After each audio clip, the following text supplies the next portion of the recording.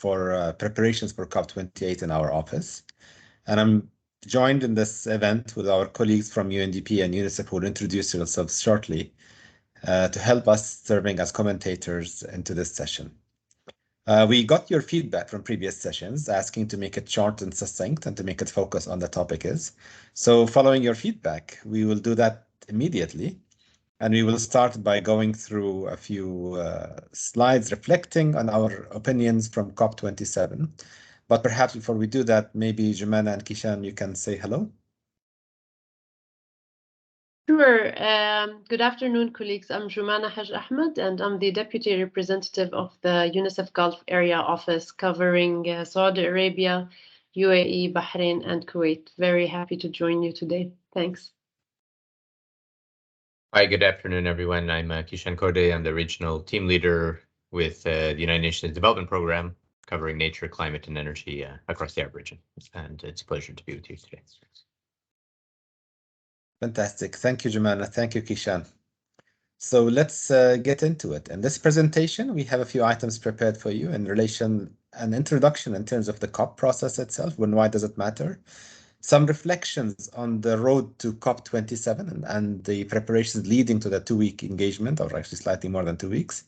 And then we will delve into the key agenda items that were discussed at COP27 itself, its framing as an implementation COP, some of the highlights from the key covered decision, but also looking at the expectations and negotiations leading to COP28. To start with, a short disclaimer that these are our opinions and analysis do not reflect the official position of the United Nations office, but they are our best understanding of the process in our office. So let's start with a bit of discussion on what COP is exactly. So we know that in the year 1992, we had 3 conventions, the 3 Rio Conventions on climate change, on biodiversity, and on combating desertification.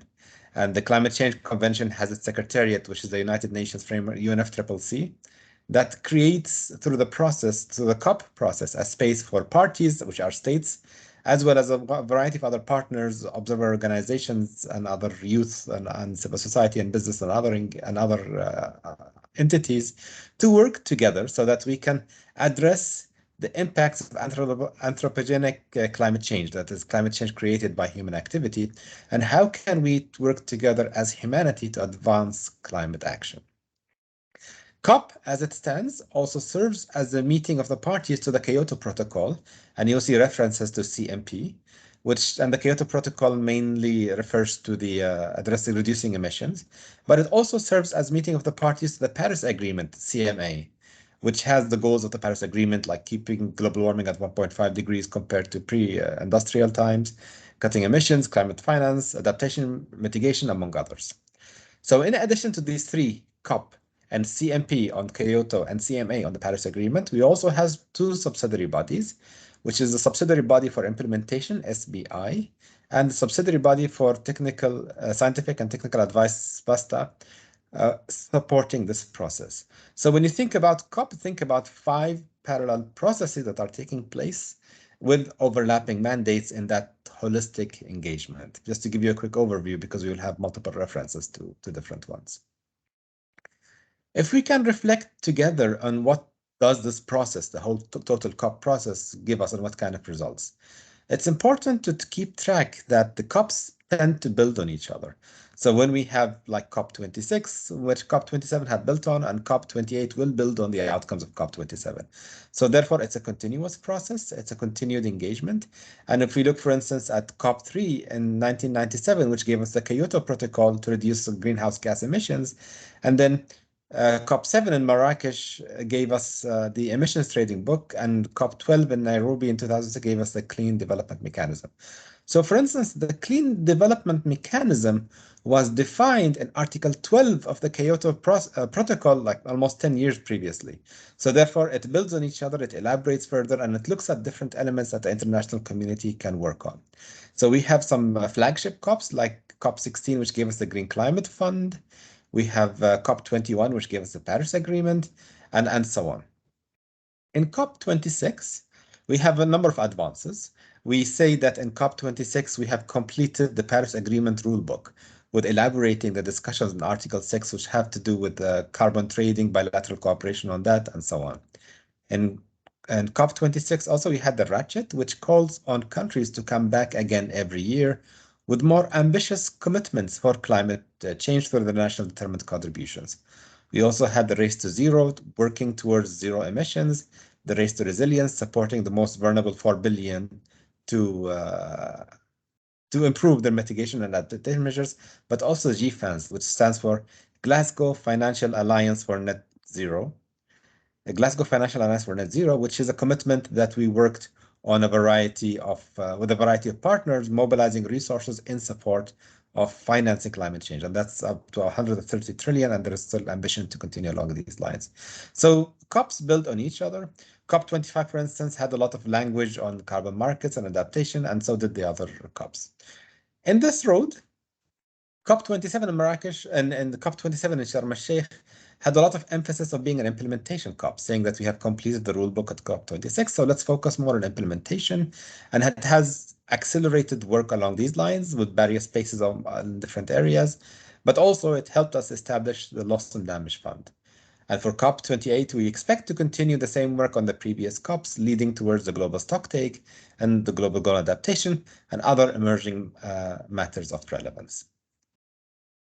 So if we talk a little bit on the road to COP27 and we take it from different perspectives, we saw, for instance, building that COPs build on each other, that COP26 concluded with the Glasgow Climate Pact, which had a lot of elements in relation to our ambition. How do we focus on implementation?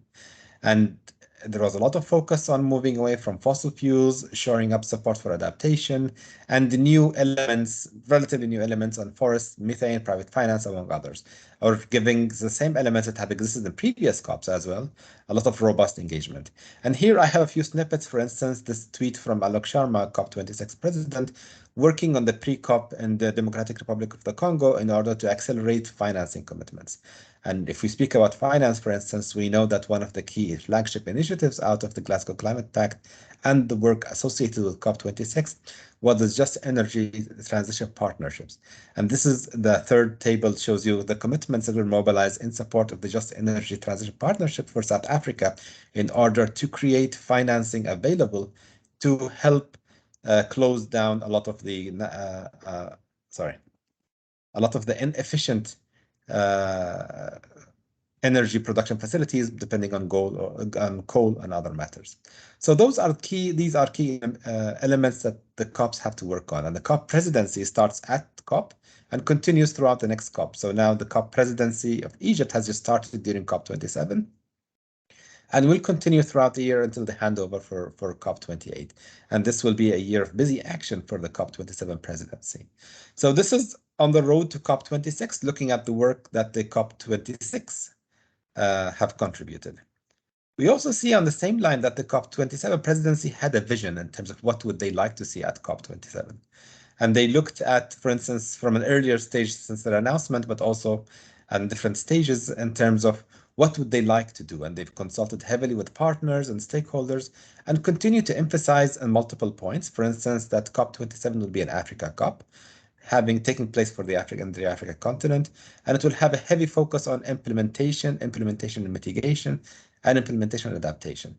But also one key point that was raised repeatedly through the COP27 presidency and its vision is that we need to mobilize more financing, particularly towards adaptation. And it also carried a number of strategic initiatives directly with the UN through the Marrakesh Partnership on food, on water, on nutrition, on sustainable business, on a variety of other key issues. There was also a robust focus on collaboration, that we must work together.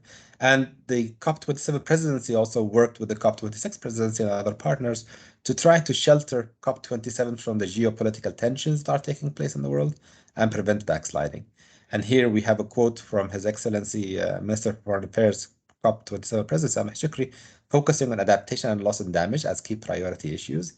And in the middle, we have one of the initiatives done in partnership with the UN Habitat in relation to sustainable urbanization and the work ongoing along these lines. And in the third box, we have here work that was done with UNDP and other partners in relation to the climate response for sustaining peace as one of the key initiatives that they would like to work on during the year of their presidency. And I would like to note also that the continuation and the working relationship between COP26 and COP27 is allows for a smooth transition, but allows for sharing notes and building along these lines. So the road to COP27 was of interest for COP26 presidency, but also for COP27, and obviously for the United Nations. Our Secretary General emphasized 4 key items for our priorities for COP27, what we would like to see. And he emphasized in his messaging that we need to cut emissions. We need to be serious about cutting emissions. We need to work together for protecting lives and for protecting livelihoods. And also the key issue of financing climate action and on loss and damage. And if we look at the messaging and how the United Nations prepares for COPs outside the work of the UNFCCC Secretariat, we see that there is a lot of engagement from the UN system, from the regional commissions, for instance, where the Regional Commission ESCWA has worked on a day for financing, finance day ahead of COP27. We saw that the World Meteorological Organization with UNDRR worked together to launch and engage on early warning and anticipatory humanitarian action. We have the UNEP report on the emissions report on the closing window, published shortly before COP27, as well as another sample, the high-level committee on non-state parties' commitments on toward net zero in terms of trying to prevent and avoid greenwashing.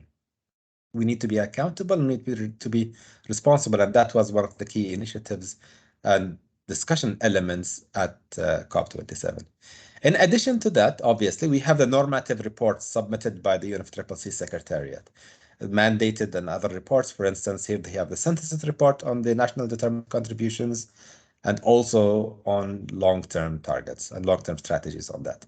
So the United Nations prepares itself in a big way, utilizing its 84 entities and departments around the world in service of the agenda to make COP a success. COP is a United Nations conference.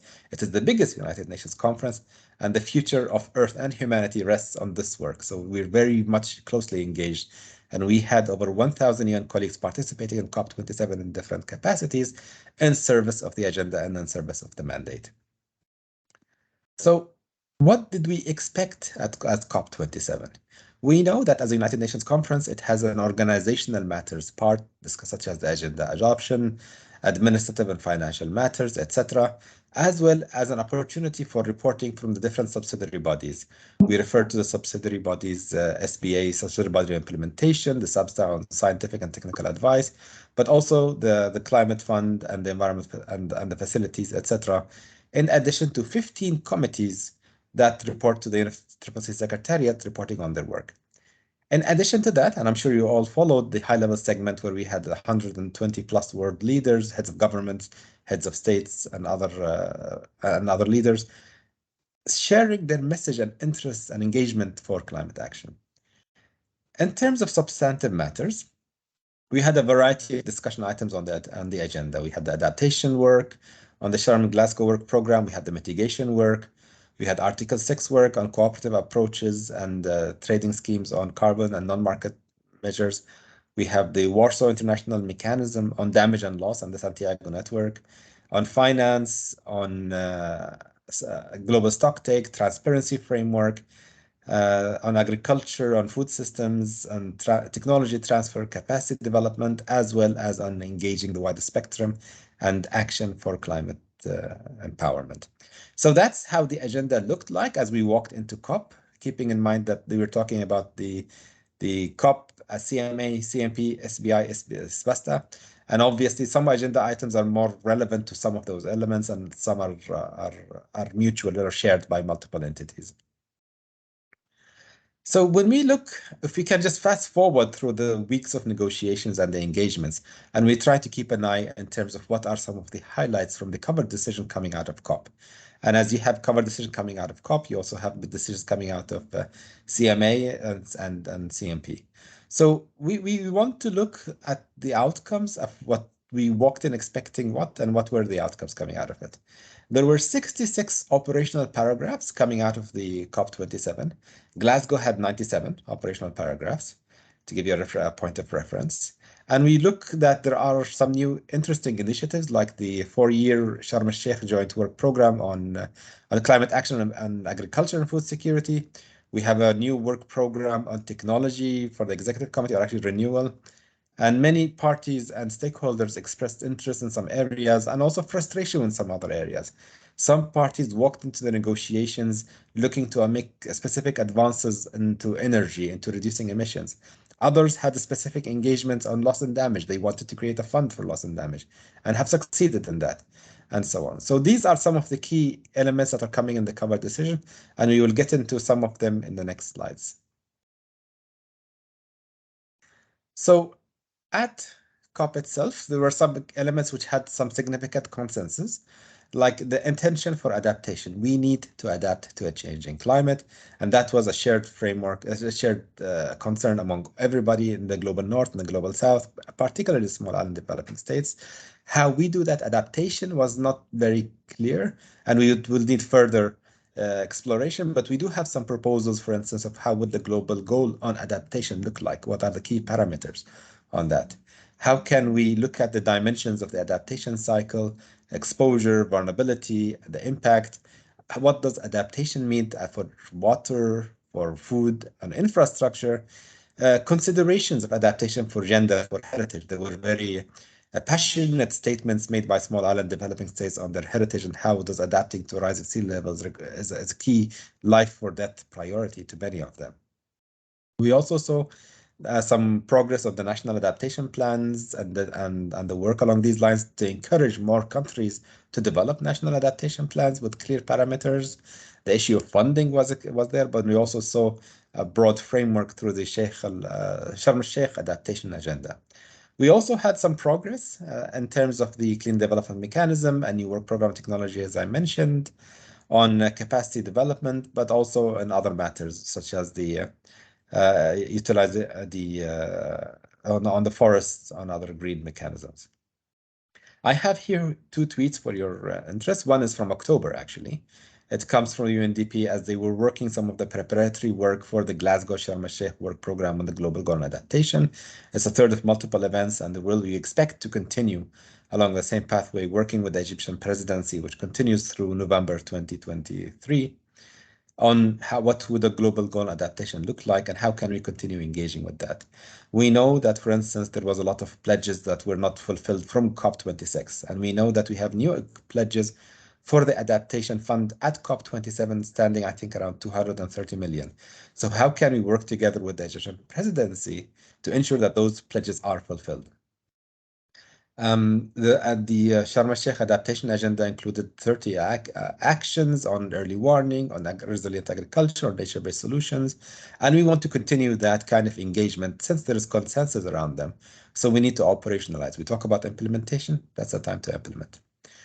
The second tweet is actually from Omni Al-Amrani, who is the COP27 youth envoy, mentioning her excitement about the key elements coming out of that. She quoted a decision coming from the CMA, not the COP, but nonetheless, there was some new, fresh language on youth engagement, and we want to see how to take that forward, since, as we mentioned earlier, COPs build on each other. So at Glasgow, we had, I think, 2 or 3 paragraphs. Now we have 5 paragraphs referring to youth engagement, and how can we operationalize that and take that forward for COP28 and beyond. But not everything was on consensus. We had some hard discussions which gave us some breakthroughs in order to have some kind of agreements on different areas. The paramount area was in relation to loss and damage and the agreement to establish a dedicated fund for loss and damage.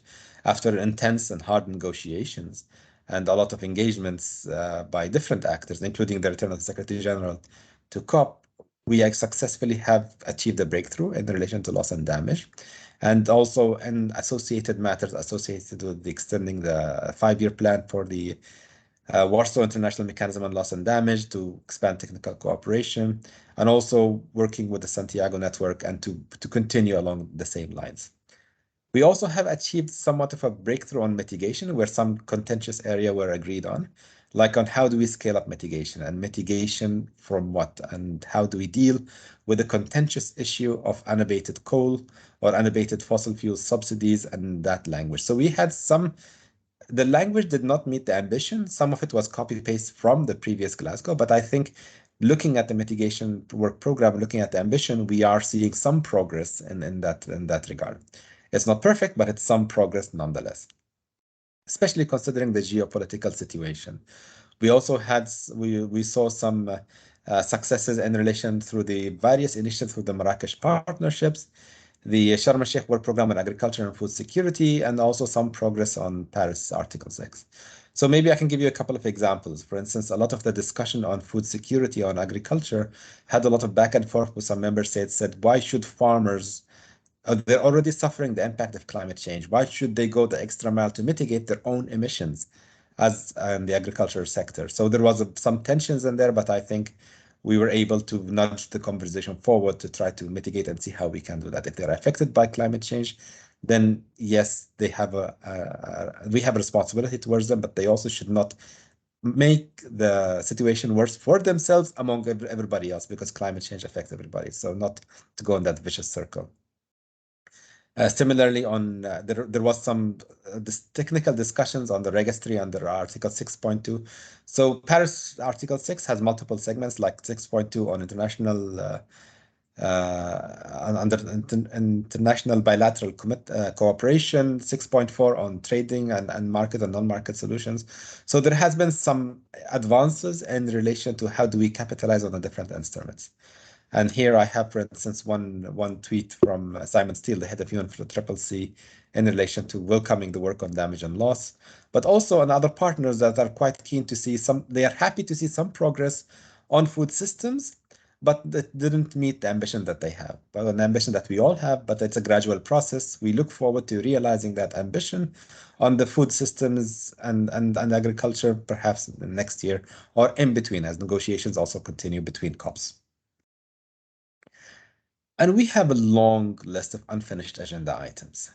We haven't really achieved climate change or fixed climate change, so that will continue for quite some time. We saw, for instance, that the ratchet mechanism of national determined contributions had only 29, which jumped to 33 by the last day of COP, in terms of number of countries which came forward with updated and more ambitious national determined contributions. The big question in terms of phasing down of abated, unabated fossil fuels, or are we talking about phasing out fossil fuels? And that's a big discussion. We also have an unfinished agenda item in the global goal on adaptation to be taken forward at COP28, the funding arrangements for the damage and loss fund, long-term financing goal, especially that we haven't met the last financing goal from COP15 of $100 billion.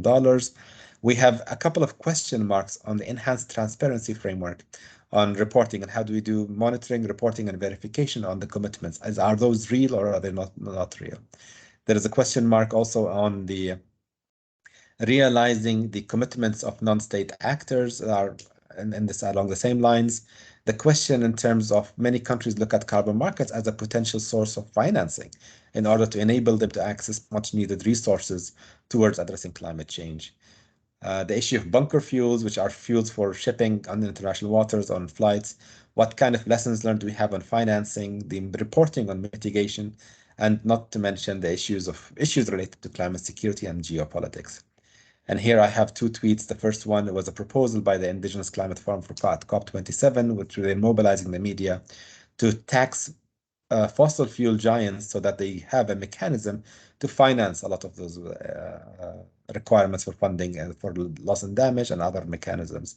And the second tweet is from Aisha Sarihi, who is a researcher at the University of Singapore, talking about how can we move forward in relation to the issue of human security, working on climate security at COP28 and beyond. So we see more and more agenda items raising of this nature, which the next COPs will have to deal with one way or the other, while putting them on the agenda or engaging in the broader discussion along these lines. And we also want to make sure that we avoid backsliding whatever we do. That the argument that perhaps some countries made this argument that oil doesn't cause climate change, emissions do. So if you have oil, don't burn it. Sell it, but don't burn it.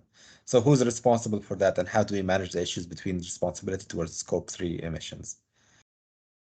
In addition to all these discussions that are happening on the progress that we made and areas that will continue, there was a lot of engagement on the sidelines. We had the Global Methane Pledge to reduce methane. We have the First Moving Coalition, which I thought was quite interesting, and I attended a couple of their sessions, in relation to decarbonizing the hardest to abate industrial sectors, working with industry leaders of how do we do that? How do we advance innovative carbon removal technologies and work with trucking, with shipping, with steel and other sectors along these lines? We had the G7 V20 Global Shield, which is an initiative led by Germany, where the G7 will work directly with the most vulnerable countries, 40 or so by now, in order to make sure that they focus on those who need the help the most. We saw that a signature at the G20 in Bali that Indonesia will also have its own joint just energy partnership initiative towards helping Indonesia with focused resources in a similar fashion to what we saw in South Africa, to access financing to decrease its reliance on coal. On the Mangrove Alliance, which the UAE and Indonesia led and actually launched at COP26 and expanded in COP27. And we also see a variety of initiatives. Climate Trace is one which uses satellite imagery to find out where exactly are the emissions coming from and track them independently. And I have here the tweet from our Secretary General Antonio Guterres. We have the White House statement on the Indonesian partners on the JIPE. We have the world leader launching a forest and climate change. So we see a lot more linkages to also the other Rio Convention, the Convention on Biodiversity, expanding through the work on climate change. We have the Sharm el-Sheikh Accord on inclusive green finance, where financial flows should all be green and should all be directed towards efforts that help us accelerate movement on climate action. And also the key questions on monitoring, reporting, and verification, and the work on the enhanced transparency framework. So there has to be mechanisms for us to track the success that we're making and to track what results are they yielding. So moving on to expectations at COP28, we have several agenda items that are unfinished agenda items, but we also have some clear benchmarks for COP28. We know that the global stocktake is due for next year, and there is a lot of preparations. We even organize an event at COP27 around that. We have the continuous conversations on the global goal and adaptation. We have a long discussion, or actually an intense discussion on long-term climate finance for 2025 and beyond, looking at financial flows, greening financial flows, blended finance, and allotment of finance, who gets which finance. And that will continue in the spring discussions of the World Bank, the Multilateral and World Bank Group next year, to see how exactly do we deal with that issue in terms of financing, plus any other items that will emerge during the COP27 presidency. And I share here with you a tracker developed by our fantastic colleagues at carbonbrief.org that shows you some of the positions of negotiation groups on specific issues. For instance, LMDC stands for like-minded developing countries, where they have positions around the global stocktake in relation to the specific elements like the delivery of pre-2020 commitments, looking at just transition towards financing and other related matters. So it will be quite interesting to use different tools developed by different actors to understand what are some of the expectations, perceptions, and biases. But we also know that COP28 takes place here in the UAE, and the UAE is an oil producer. So we can expect some messaging and how do we deal with that and how do we engage with that in relation to concerns of the influence of the oil lobby and what does that mean for emissions. So we do have that, and here I have a box from The Guardian, which talks about some of these key concerns. And I think that's something to expect. And we need to see how to deal with that and how to mitigate that. And how do we work with a variety of partners to make sure that the work that we do on oil or otherwise also doesn't make the situation worse, but also works in the direction that we would like to achieve and meets our ambition. And here I have a tweet finally from the UAE climate envoy with Hanan Hashimi there, that she'll be is leading actually a new track on gender and climate, and we want to see more of that taking part on the road for COP28. And I want to also add for all colleagues who are at COP27, there is a big expectation that logistics will be better at COP28 in terms of all the matters that facilitate our engagements and feed negotiators and other partners and matters associated with that. So yes, that expectation is there too, and I'm positive. Allow me here to put a quick advertisement of the work that we did at COP27. We organize a variety of events on thematic areas of relevance that we feel. And once the UAE announces its presidency program in January, expected in January next year, we'll be able to organize better just how the United Nations system organizes itself in service of the COP 25, 26, and 27 presidencies, and we would want to do that in a more coherent way in such to be able to mobilize the UN system-wide assets.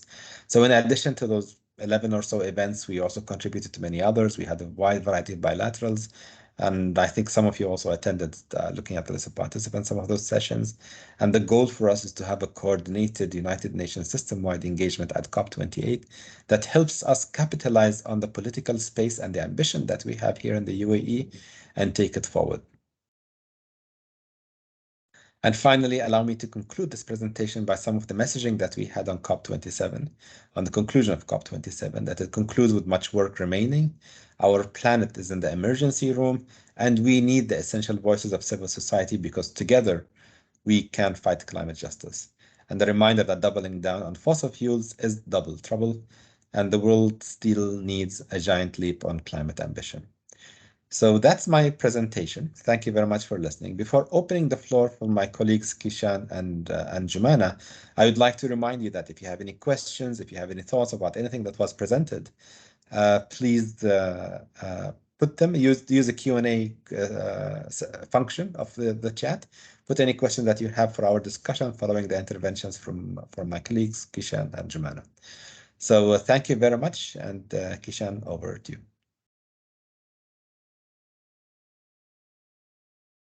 Thanks, Fred. I think that was a really great overview of the road COP27, but also the key discussions during COP27. Yes, so let me say hi again to everyone. Good afternoon. I'm with the United Nations Development Program, the regional office for the Arab states, where I lead our regional team on the environment. So, I mean, COP27, as was mentioned, of course, there was huge expectations given the outcomes from COP26 and, you know, the need to scale up actions under the nationally determined contributions, the NDCs. So from UNDP, we were there in full force at COP27 with country partners across the Arab region to really show how the region is actually making concerted efforts to achieve that goal. So the NDCs having been enacted back in 2016. So over the last 6 years, many efforts across the Arab region in particular by our country partners of the UN at the country level to actually initiate the NDC implementation agenda over the last 6 years. So this was a very important opportunity, a golden opportunity for the region hosting COP27 to really showcase some of the emerging success stories, obviously major challenges in particular. So this was a key kind of lens, key focus for our engagement at COP27. We had about 15 or so regional and country level side events and dialogues. Obviously, a lot of bilaterals with the member countries as well on the agendas. But these side events were really to show the role of the United Nations Development Program in partnership with other UN agencies. You know, we're in a way the kind of local action agency, you know. So we have our country offices globally and across the region, working with partners on this NDC implementation agenda. So currently we have about $300 million of grants underway and under development for countries across the Arab region, specifically for countries in the Arab region, specifically for climate change, nature and energy, to help implement the NDCs. So this is an important, a rich reservoir of challenges and opportunities and emerging success stories. So just to highlight a few of the key discussion points during COP27, during our 2 weeks at COP27 as it relates to the Arab region. So one, of course, is, of course, a strong recognition and acknowledgement that the region is a global climate hotspot, not to be taken for granted, because, of course, over the last 30 years since the launch of the UN Climate Change Convention in the early 90s, there has been, of course, significant attention, rightly so, on least developed countries, for example, Sub-Saharan Africa, small island developing states, the SIDS in the Pacific and in the Caribbean, and other climate hotspots where climate disasters are really scaling up and accelerating. But I think this is a very important opportunity where we saw recognition and better understanding by decision makers, by partner countries, public and private sector, of the nature of the Arab region as a global climate hotspot, actually. So some very good profiling of some of the emerging trends. Not to go into too much detail, but some of the key ones that were profiled at COP27 was the region experiencing some of the worst climate-induced disasters in 50 years in some countries, as we've seen in places like Syria, Iraq, Lebanon, in the Levant. Of course, in North Africa as well. We've had once in several decades kind of level forest fires also. And of course, in Somalia, major famine risk for millions underway, not to mention Yemen as well, facing severe climate impacts as well. So the acceleration and the severity and the implications for the total reversal of development gains and climate change is a barrier to achieving development and crisis recovery goals in the region. This was sharply profiled in many of the dialogues and events that we put together, but more generally, I should say, in the COP, I find. So that was a very important outcome, I think, was to really put the challenges of the region on the map. The second one was really this issue that I just mentioned about the link to crisis recovery. So globally, but definitely in the Arab region, the last few years has seen a convergence of the lingering effects and ongoing challenges around conflict and displacement across the Arab region. So from a regional perspective, how has this been converging with the climate crisis in many of the numerous countries in the Arab region that are still in situations of protracted crisis and displacement? And this is converging, of course, with the climate crisis. So this climate security angle was really strongly profiled. I think this was something that partners really strongly recognized, that this is an important agenda specifically for this region going forward on things like adaptation and other parts of the negotiation agenda, to really look at it from a human security lens and the link to crisis prevention recovery goals. A third point that came out very strongly, which was very important, was to show the profile, the quite important progress in the region on the energy transition, and also as an opportunity to bring together partners to further accelerate that in coming years under the NDCs. So we saw after the last big global economic uncertainty and crisis of 2008, we saw the decade thereafter, from about 2010 to 2020, the Arab region saw a tenfold increase in renewable energy capacities, and this was spread in about 6 countries in the region in particular were leading this. So this was some of the fastest growth rates of renewable energy the region has ever seen. And this was over that decade, when there was all these other crises, obviously, from the Arab uprisings to the global economic crisis and others. And some of the discussions at the COP27 were actually to see how this momentum is taking shape, in the context of continued economic fragility and crisis globally and in the region after COVID. So, and what the findings are is that the momentum is continuing. That the region is continuing to see strong investment levels, strong interest by country partners and global investors to actually continue the expansion of solar solution, for example, in the Arab region. Some of the world's highest levels of solar radiation reserves, of course, in the region, but today only about 2% of power in the Arab region is from solar or wind still. So a huge gap there.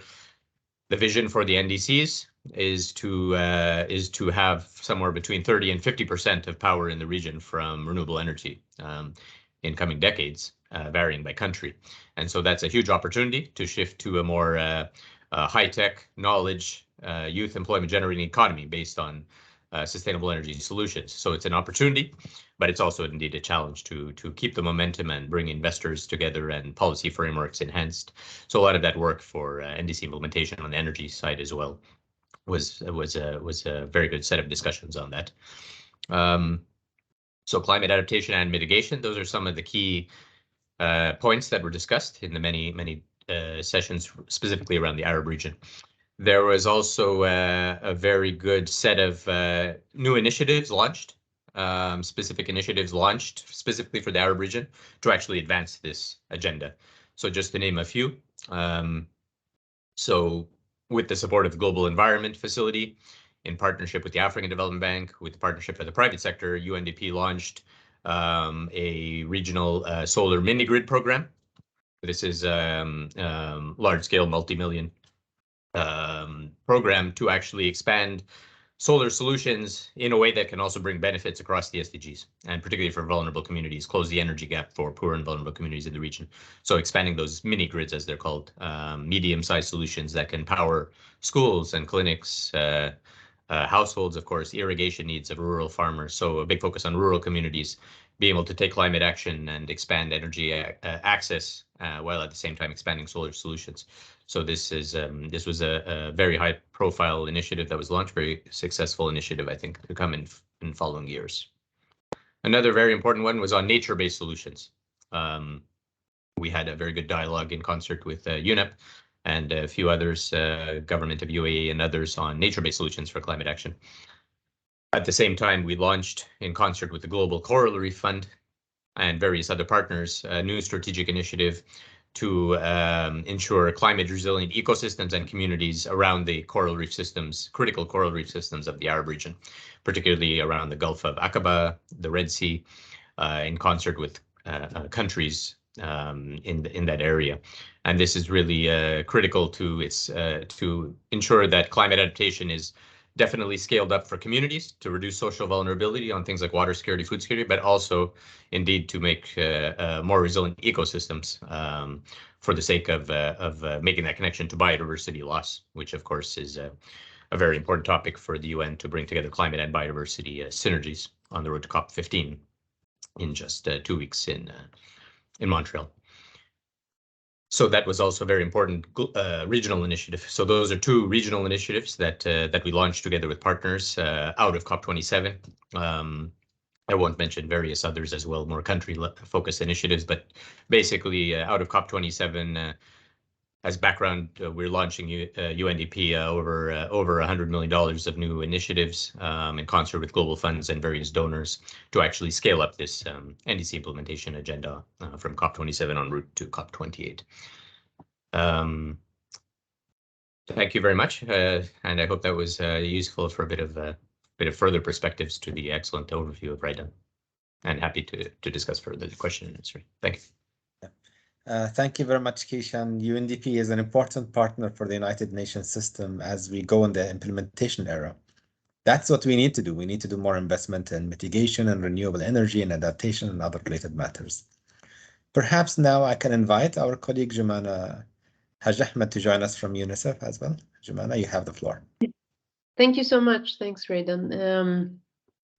So from UNICEF's side, of course, I'll be more reflecting on how we see COP27 with children's rights eyes. So I think, as you mentioned, Raidan, the overwhelming sense is that COP27 achieved mixed results for the globe, including for children and young people, with some notable progress and some key omissions. So as we talk about children's rights, as you mentioned, Raidan, for the first time, countries from around the world formally recognize the role of children as change agents, and quote unquote encourages parties to include children and youth in their processes for designing and implementing climate policy and action. And this is a language that we have as UNICEF, together with other child rights organizations, advocated for before and during the COP27. And we're happy that it was retained.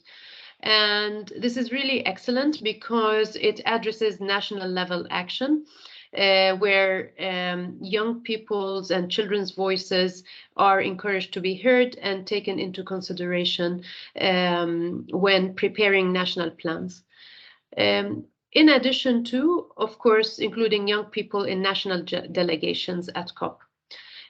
With respect to the national delegations, the cover decision built on COP27 language by encouraging countries to include young representatives in their national delegations for future climate negotiations. And previously, the language that was used was youth, and we see this new language as inclusive of children under 18 years old.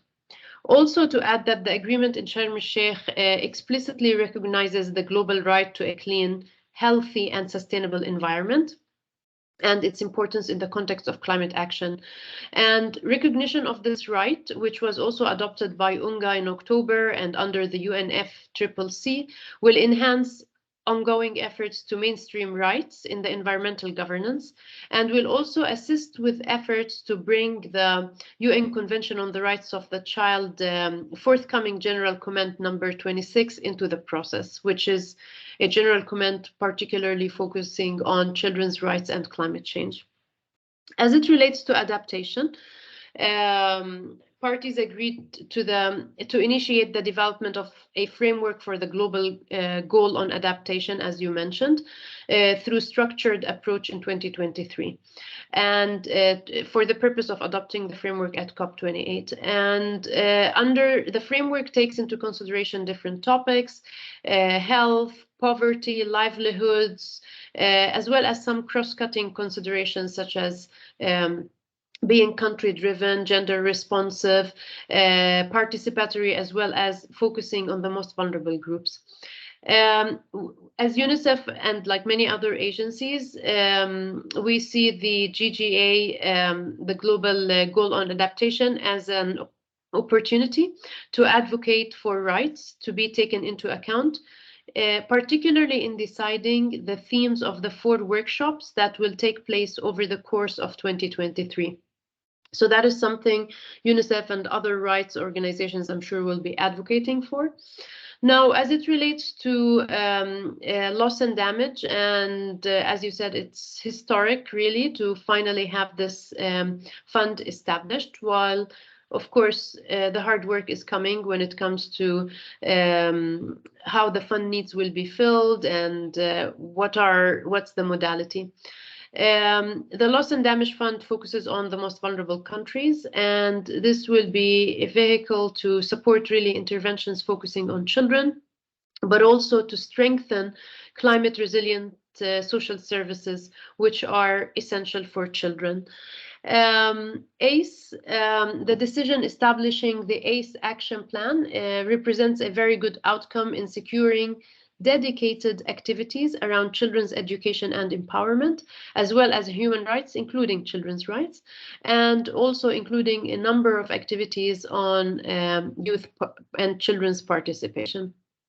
Now, on children and youth participation,